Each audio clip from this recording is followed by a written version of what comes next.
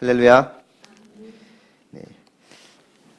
우리가 지금 계속해서 로마서를 보고 있습니다. 이 로마서 말씀은 크게 세 부분으로 나뉘어져 있는데요. 1장부터 9장까지는 기독교의 교리를 이야기해요. 이론입니다. 그리고 10장과 11장은 바울의 어떤 내적인 고민을 이야기하고 있고요. 그 뒤에 12장부터 마지막 16장까지는 우리가 믿는 사람이 어떻게 살아야 되는지 하는 이런 실천을 얘기하고 있습니다. 지난주에 우리가 10장을 봤고 오늘은 11장을 볼 텐데 이 두 개의 장이 바울의 어떤 고민을 담고 있는데 바울의 가장 큰 고민은 무엇이었냐면 동족 이스라엘의 구원이었습니다. 복음을 알면 자연스럽게 다른 사람의 구원에 관심을 갖게 됩니다. 이 말을 꼭 그 사람에게 가서 복음을 전한다, 전도를 한다, 그것만을 말하진 않아요. 보통 우리가 이렇게도 행동하잖아요.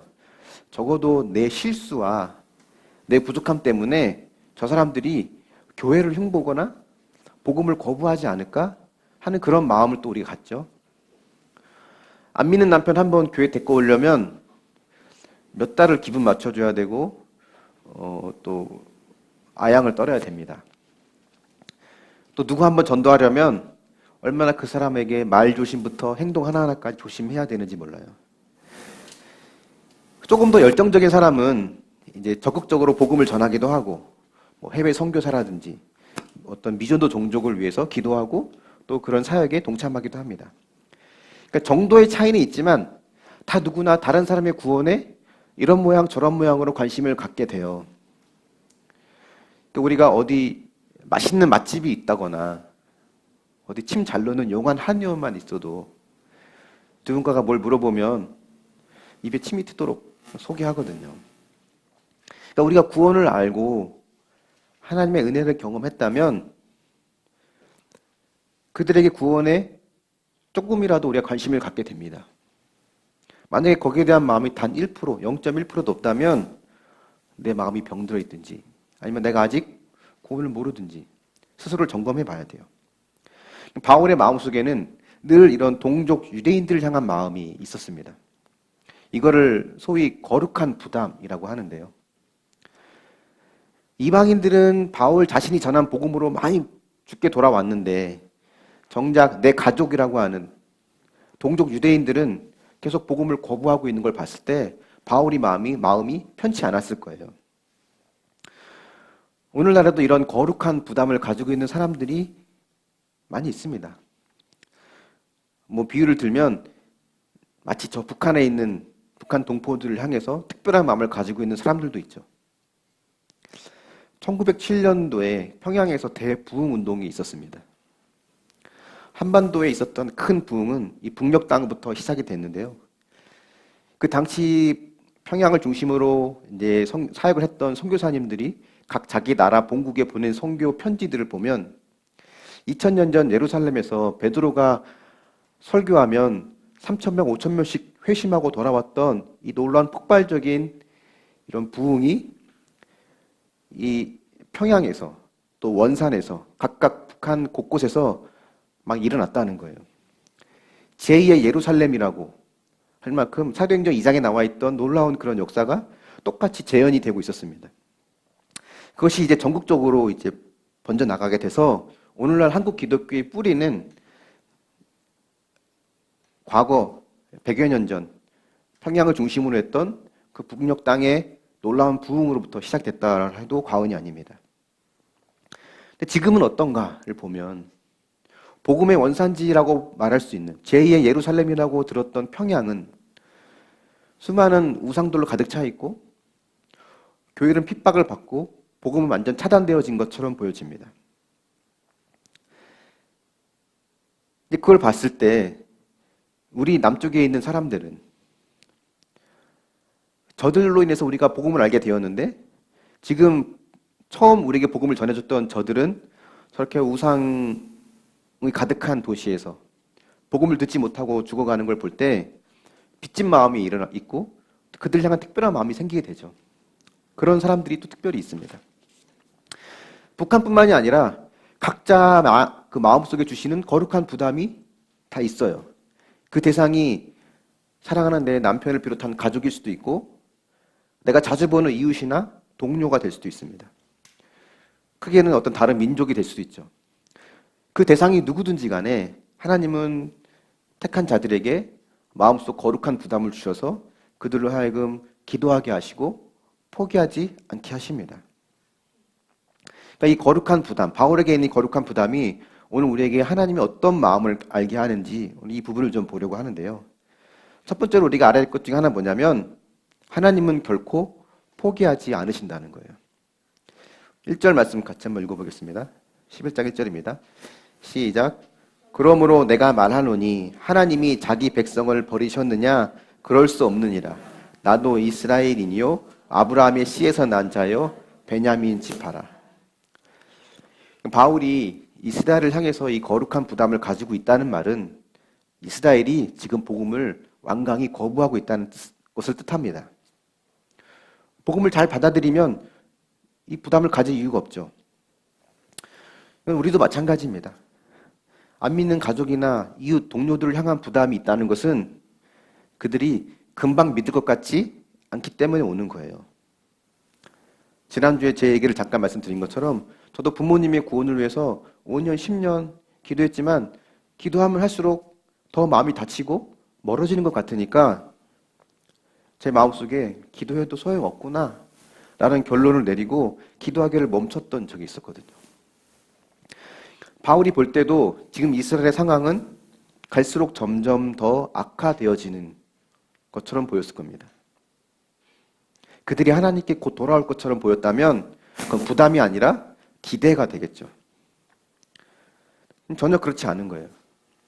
그러다 보니까 그런 그들을 보면 복음을 완강하게 거부하는 그들을 보면 하나님이 그들을 버리셨나? 라고 하는 생각이 듭니다. 저렇게 복음이 차단된 차가운 겨울을 보내는 영적 암흑 시대를 보내는 평양과 북한을 보면 과거에는 그렇게 하나님이 은혜를 주셨는데 지금은 버리셨나? 라는 생각이 들거든요. 하나님이 그들을 떠나셨나? 근데 1절에서 바울이 그렇게 말합니다. 하나님이 자기 백성을 버리셨느냐? 그럴 수 없다라고 확실하게 이야기하죠. 그리고 그 증거로 뭘 말하냐면 나도 이스라엘 사람이다라는 거예요. 나도 아브라함의 씨에서 난 자고 베냐민 지파다. 내가 이스라엘임에도 불구하고 하나님이 날 구원하신 것을 보면 다른 이스라엘 사람들도 구원해 주실 거다라는 것을 이제 이야기하는 거예요. 끝까지 마음이 강경한 사람들, 복음을 거부하는 사람들을 보면 결국 저들이 변화될 수는 있을까라는 의문을 갖게 되죠. 지독하게 변하지 않는 그 사람들. 근데 그들도 변할 수 있다고 하는 가장 큰 증거는 뭔지 아십니까? 그들 못지않게 고집세고 완악한 나. 어쩌면 그들보다 더 고집세고 완악한 나를 주님이 변화시키셨다는 거예요. 내가 그들보다 더 구원받을 자격이 있나? 내가 그들보다 더 자격이 있어서 주님이 날 찾아오신 걸까? 그렇지 않다는 겁니다. 나를 찾아오신 주님은 나에게 찾아오신 것처럼 이제는 그들을 향해 찾아가고 계시다는 겁니다. 구원이라고 하는 건요, 하나님과 나와의 합의사항이 아니에요. 상호 계약이 아니라는 겁니다. 일방적인 계약입니다. 아담에게, 아브라함에게, 모세에게, 이스라엘에게 하나님이 하신 언약은 늘 일방적이었어요. 선악과를 먹으면 죽는다 라고 말씀하셨는데 궁극적으로는 그분 자신이 십자가에서 죽어지신 거예요. 내가 약속하고 약속의 대가를 내가 지불한 겁니다. 그 외의 모든 언약도 마찬가지예요. 아담에게 시작된 언약을 비롯해서 아브라함, 모세, 이스라엘에게 하신 언약을 보면 결국 이거거든요. 너희가 내 말에 순종하면 복을 받고 내 말에 순종하지 않으면 저주를 받을 거야. 그 말씀이에요. 근데 끝까지 순종하지 않는 그들, 이 방법 저 방법 쓰면서 선지자도 보내보시고 하나님 말씀도 주시고 여러 가지 방법을 썼지만 끝까지 거부하는 그들, 주님이 결국은 주님께서 그 저주를 다 받으심으로 그 언약을 이루십니다. 그것 때문에 내가 구원받은 거고 내게 믿음이 생긴 거잖아요. 가장 완악한 내가 믿었다는, 내가 믿고 내가 변화됐다는 것만큼 더 큰 증거가 있을까? 여기에 동의하지 않는다면 아직 어쩌면 나는 내가 자격이 돼서 하나님은 나에게 믿음을 주셨다라고 생각하고 있는지 모르겠습니다. 하나님은 포기하지 않으셨다는 또 다른 증거가 뭐냐면 3절, 4절 말씀 같이 한번 읽어보겠습니다. 시작. 주여 그들이 주의 선지자들을 죽였으며 주의 제단들을 헐어버렸고 나만 남았는데 내 목숨도 찼나이다 하니 그에게 하신 대답이 무엇이냐? 내가 나를 위하여 바알에게 무릎을 꿇지 아니한 사람 7,000명을 남겨두었다 하셨으니. 지금 이 말씀은 열왕기상 19장 10절을 인용한 말씀입니다. 당시 어떤 상황이었냐면 엘리야가 갈멜산에서 바알 선지자, 아세라 선지자 850명과 대결을 펼친 거예요. 850대 1로 싸운 겁니다. 누가 진짜 하나님인지를 밝히자는 거였어요. 근데 우리가 성경을 봐서 알겠지만 엘리야가 기도해서 하늘에 불이 내렸죠. 그래서 하나님만이 참 신임을 알게 됐고 그 자리에 있었던 바알 선지자와 아세라 선지자 850명을 다 죽였습니다. 이거는 굉장히 놀라운 일이거든요. 근데 아합 왕의 부인이었던 이세벨, 이 이세벨은 이스라엘에 바알을 도입한 원흉이라고 할 수 있는데 그 사람이 엘리야를 잡아 죽이려고 혈안이 되게 된 거예요. 그래서 엘리야가 절망에 빠집니다. 이 엘리야가 갈멜산에서 싸운 이 전투는 이거 오늘날 만약에 이 시대에 벌어졌다면 이렇게 말할 수 있어요. TV로 생중계를 하고 불교, 천주교, 신천지를 비롯한 또 무신론자들 여러 이제 종교와 여러 이제 생각들 가지고 있는 사람들을 모아놓고 또 그 중에 기독교인들을 모아놓고 누가 진짜 하나님인지 대결을 펼치자라고 했을 때 각자가 펼쳐놓은 재물을 가지고 이제 기도했는데 각자 신에게 기도했는데 기독교인이 기도하니까 하늘에 불이 내려와서 다 타 버렸다면 그 모든 게 생중계로 됐다면 어떤 생각이 들까? 야, 이쯤 되면 다 하나님을 찾고 믿을 것 같아요. 이거만큼 확실한 증거가 어디 있어요? 엘리야가 그런 거거든요. 온 이스라엘 백성들이 다 지켜보는 앞에서 하늘에 불이 내려 바알과 아세라 이 모든 것들은 헛된 우상이라고 하는 것을 보여줬어요. 근데 그가 왜 절망에 빠졌냐면 이렇게까지 했는데 달라진 건 없구나. 결국 달라진 건 없네. 결국 아무 소용없구나. 내가 그렇게 850명과 싸워 이김으로 인해서 하나님이 참 하나님을 다 밝히고 보여줬는데 정작 내 편에는 아무도 서지 않는구나. 오히려 저 원흉이라고 하는 이세벨은 기세등등해서 더 나를 죽이려고 하고 점점 상황은 더 악화된 거예요. 이렇게 하면 하나님이 뭔가 하셔서 사람들도 변화되고 뭔가 획기적인 변화가 있을 줄 알았는데 더 힘들어지고 더 악화되고 결국은 달라진 것은 없다라는 결론이 나옵니다. 그래서 엘리야가 하나님 날 데려가 달라고 죽고 싶다고 하잖아요. 이게 사실 우울증의 전형적인 증상입니다. 근데 하나님 하신 말씀이 뭐냐면 엘리야에게 너 혼자가 아니라는 거였어요. 바알에게 무릎 꿇지 않은 7,000명을 내가 남겨두었다라는 겁니다. 7,000명은 딱 정확히 7,000명이라는 숫자를 말하는 것은 아닙니다. 완전 숫자 7에다가 무수히 많다는 1,000을 곱한 거예요. 7,000이라는 숫자는 바알에게 무릎 꿇지 않은 수많은 사람들이 있다는 겁니다. 너 혼자 믿는 것도 아니고 너 혼자가 아니라는 거예요. 근데 이런 무릎 꿇지 않은 7,000명의 사람들은 오늘날 이 시대에도 있습니다. 예전에 이런 일이 있었거든요. 구소련이 동유럽을 다 점령했을 때 그때 동유럽에 있던 모든 교회들이 다 문을 닫고 목회자들은 다 죽임을 당하고 성도들은 뿔뿔이 흩어져서 이제 죽거나 갇히거나 그래서 교회는 통계적으로는 교회 숫자는 제로가 됐어요. 더 이상 동유럽의 기독교는 존재하지 않는다, 소멸됐다라고 봤습니다. 근데 구소련이 붕괴되고 나서 다시 그 결과 어떤 일이 벌어졌냐면 구소련이 점령하기 전에 있던 성도들의 숫자보다 그 이후에 100배 이상, 자 정확한 수치는 기억이 안 납니다. 아무튼 수백 배였어요. 100배 이상 많은 성도들이 있었다는 것을 이제 보게 됩니다. 근데 하나님은 무릎 꿇지 않은 7천 명의 사람들을 남겨두시거든요. 지금의 이스라엘 상황이 그런 거였어요. 아무도 안 믿고 나만 믿는 것 같은 외로움이거든요. 전혀 하나님의 은혜가 이스라엘에게는 없는 것 같았습니다. 근데 하나님께서 바알 시대에 7천을 남겨두신 것처럼 이 이스라엘에게도 믿음의 사람들을 남겨두신다는 거죠. 근데 이거는 오늘날도 마찬가지입니다. 가만 보면 아무리 불교가 강하고 다른 종교가 강한 어떤 그런 집안에도 보면 저 집에는 믿는 사람이 한 명도 없을 것 같은데 자세히 보면요, 꼭 한 명은 있어요. 그 믿는 며느리가 들어왔다든지 아니면 누가 이렇게 믿는 아이가 있다든지 아니면 누군가 한 사람은 믿는 사람은 꼭 있습니다. 하나님께서 그들의 구원을 위해서 믿음의 구루터기로 기도할 사람을 꼭 심어 놓으시거든요.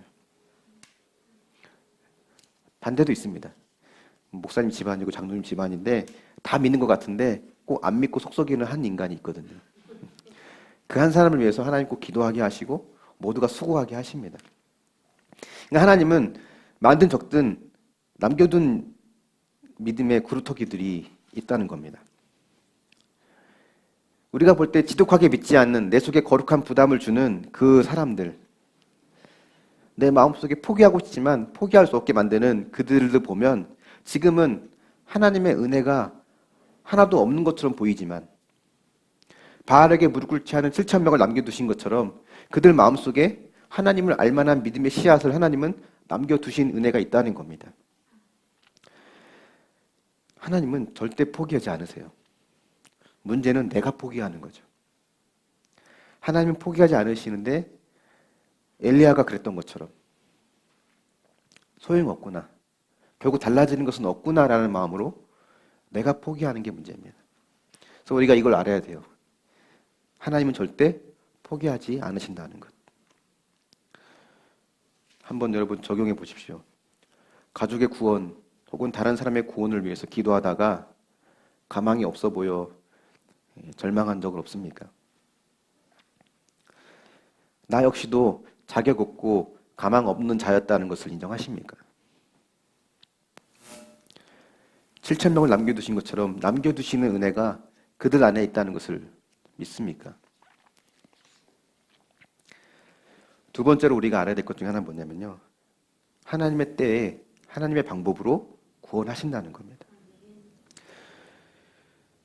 누구보다 하나님의 열심히 있었던 유대인들입니다. 이들이 하나님 자체를 거부한 건 아니었어요. 이들은 하나님을 거부한 것이 아니라 하나님이 주시는 구원의 방법을 거부한 겁니다. 무슨 뜻이냐면 하나님은 행위나 율법으로 구원 얻는 것이 아니라 은혜로 구원 얻는 방법을 제시하셨거든요. 근데 유대인들은 행위로 이루어지기를 원했던 거예요. 하지만 우리가 로마서 앞에서 쭉 1장부터 봤던 것처럼 행위로 이루어지려는 그 자체가 하나님보다 더 높아지려는 마음입니다. 내가 이만큼 정성을 다하면 하나님 내 정성에 감동해서 이 정도는 해주시겠지 라는 마음은 하나님을 내 수하에 두고 내 의지대로 조종하겠다는 거예요.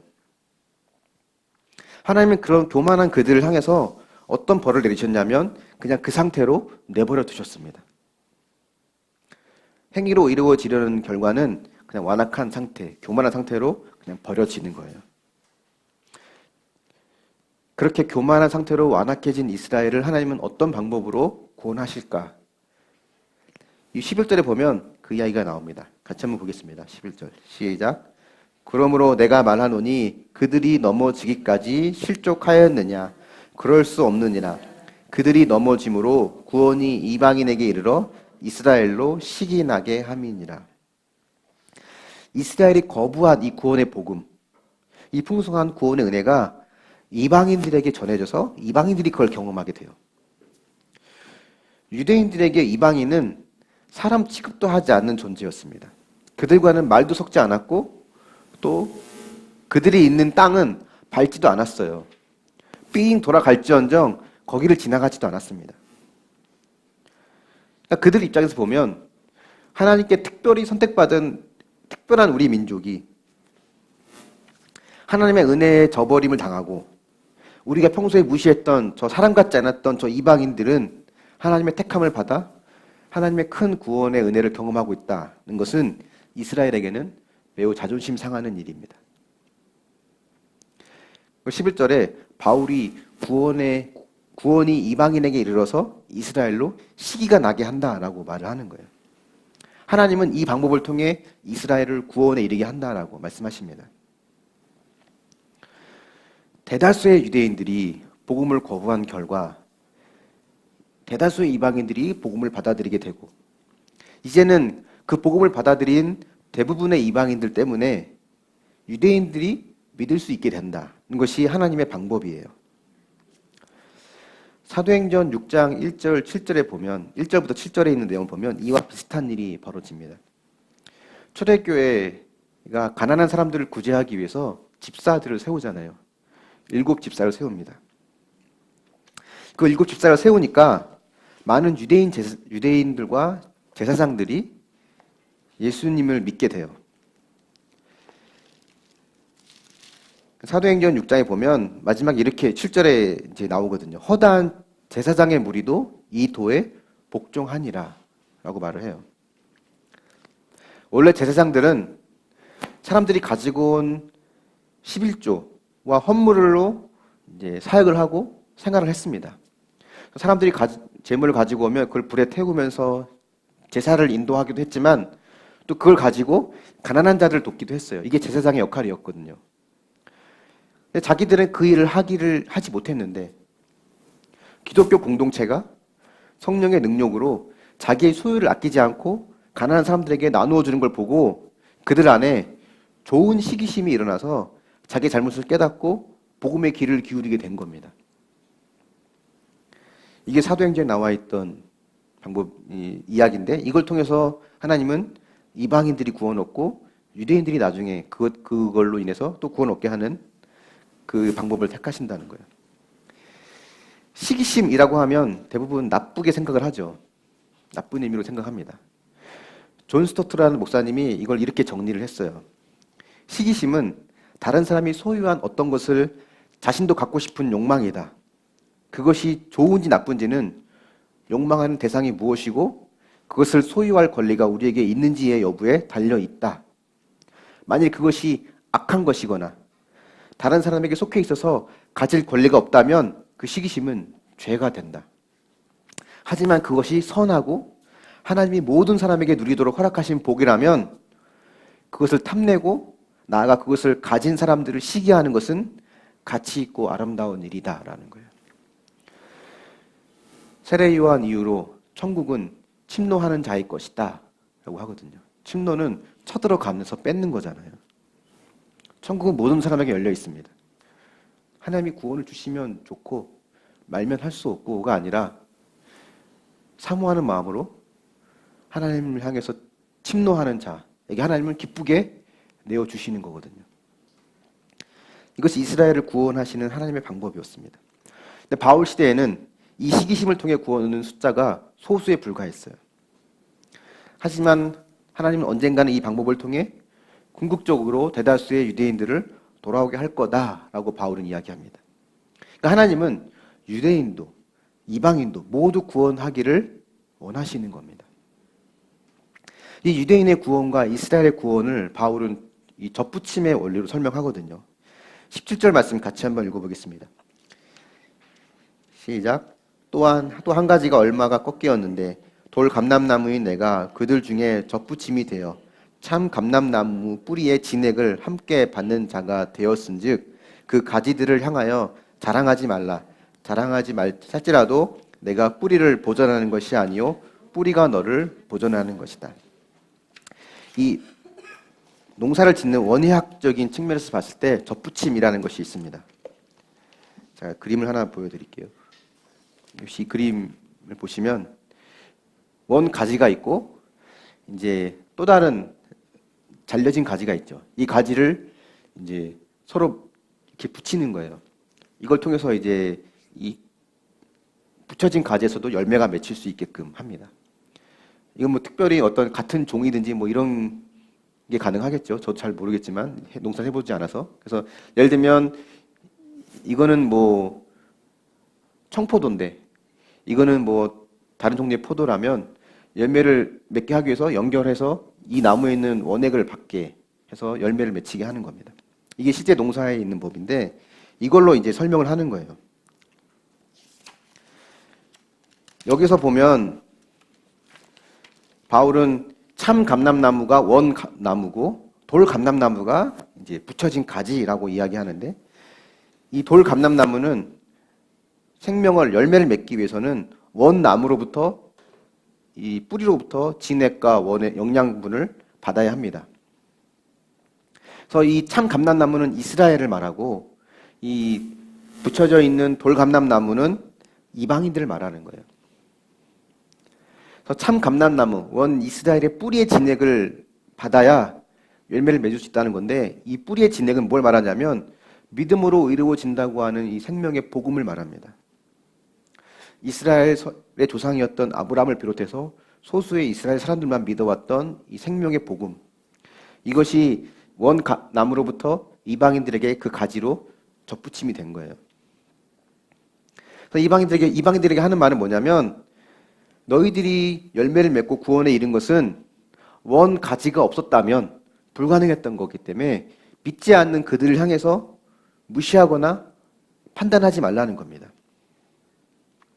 유대인들이 우리는 특별히 선택받은 민족이야 라고 하는 이 교만한 마음 때문에 하나님께 버려진 상태라면 너희들도 만약에 그들을 보며 선택받은 자신들을 특별한 존재로 여기는 교만한 마음을 가질 때 하나님은 이 원 가지도 가차없이 잘라버린 하나님이 너희들은 하물며 너희일까 보냐 라고 하면서 그들에게 교만한 마음을 갖지 않도록 조심해야 된다라는 말을 하는 거예요.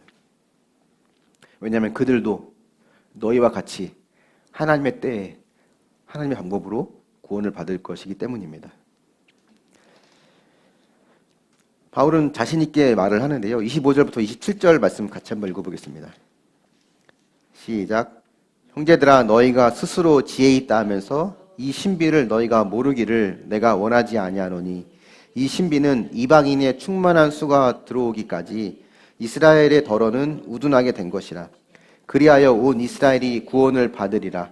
기록된 바 구원자가 시온에서 오사 야곱에게서 경건하지 않은 것을 돌이키시겠고 내가 그들의 죄를 없이 할 때에 그들에게 이루어질 내 언약이 이것이라 함과 같으니라. 그러니까 이방인들이 구원이 이루어질 때까지 하나님은 이스라엘을 우둔하게 남겨두신다는 겁니다. 그러니까 그 너희들의 구원을 위해서 그들이 지금 그 상태로 남겨져 있는 거지 너희들이 판단할 자격이 안 된다는 거예요. 때가 되면 그 온 이스라엘도 구원받을 거다라는 걸 말합니다. 여기서 말하는 이스라엘은 뭐 영적 이스라엘 그런 의미라기보다는 앞뒤 문맥으로 봤을 때 이방인들의 반대의 의미이기 때문에 이스라엘 민족 자체를 말하는 것 같아요. 다수의 이스라엘이 언젠가는 하나님의 때에 구원자이신 예수 그리스도를 통해 구원을 경험할 것이다 라는 것을 말합니다. 그러니까 거룩한 부담을 갖고 있는 우리가 지독하게 변하지 않는 그들을 향해 어떤 마음을 가져야 할까? 그 31절에도 이렇게 얘기하거든요. 이와 같이 이 사람들이 순종하지 아니하니 이는 너에게 베푸시는 궁일로 이제 그들도 궁일을 얻게 하려 하심이라. 그러니까 이런 마음을 가지라는 거예요. 나는 원래 하나님께 불순종한 사람이었고 복음을 거부하던 사람이었는데 복음이 이스라엘의 불신앙을 넘어서 나에게 전해져 지금 내가 이 자리에 있게 된 것이다. 하나님이 이스라엘의 불신앙을 통해 은혜로 나에게 오셨다면 이제는 나의 믿음을 통해 그들에게 은혜로 하나님은 이스라엘도 구원하실 것이다 라는 마음을 가지라는 겁니다. 이방인들을 구원하기 위해서 유대인들을 사용하셨고 또 유대인들을 구원하기 위해서 다시 이방인들을 사용하시는 겁니다. 결국은 하나님 보실 때는 이방인이든 유대인이든 모두가 불순종한 자였는데 하나님 모두에게 은혜를 베푸시는 거예요. 이런 믿음이 있어야 됩니다. 그래야 우리는 하나님이 나에게 맞는 방법으로 적당한 때 나를 찾아오신 것처럼 이제는 그들에게도 하나님은 찾아가실 거라고 하는 기대를 하고 기도를 할 수 있는 거죠. 하나님은 하나님의 때에 하나님의 방법으로 구원을 이루어 가십니다. 한번 적용해 보십시오. 하나님은 언제 어떤 환경 속에서 어떤 방법으로 여러분들을 부르시고 만나 주셨습니까? 나에게 찾아오신 주님이 내가 거룩한 부담으로 기도하고 있는 그들에게도 찾아가고 계심을 믿습니까? 그 거룩한 부담으로 기도하고 있는 사람은 누구입니까? 오늘 말씀의 결론을 맺으려고 하는데요. 하나님은 결국 모두가 구원받기를 원하세요. 하나님은 결코 포기하지 않으십니다. 나를 포함한 내가 기도하고 있는 그들을 포기하지 않으세요. 늘 내가 먼저 포기하는 것이 문제죠. 혹시 기도하기를 멈춘 자가 있습니까? 혹시 먼저 포기하지 않았습니까? 기억하십시오. 하나님의 때에 하나님의 방법으로 만나 주실 겁니다. 나를 만나 주시고 변화시키신 주님은 그들에게도 동일하게 찾아가셔서 은혜를 주실 거예요. 바울은 여기에 대한 끝까지 희망을 놓지 않았습니다. 그가 죽을 때까지 이 결과를 보지 못했지만 그는 끝까지 기도하며 희망을 놓지 않았어요. 왜냐하면 이것은 그들로 인해 되어지는 것이 아니라 하나님의 신실하심, 그 언약을 이루고 구원을 이루시는 하나님의 신실하심을 통해 이루어지기 때문에 그렇습니다. 거룩한 부담을 안고 기도하는 그 한 영혼을 놓치지 않길 바랍니다. 또 그들을 구원하시는 하나님의 일하심을 기대하고 기도하기를 쉬지 않는 저와 여러분이 될 수 있기를 예수님의 이름으로 축원합니다. 아멘.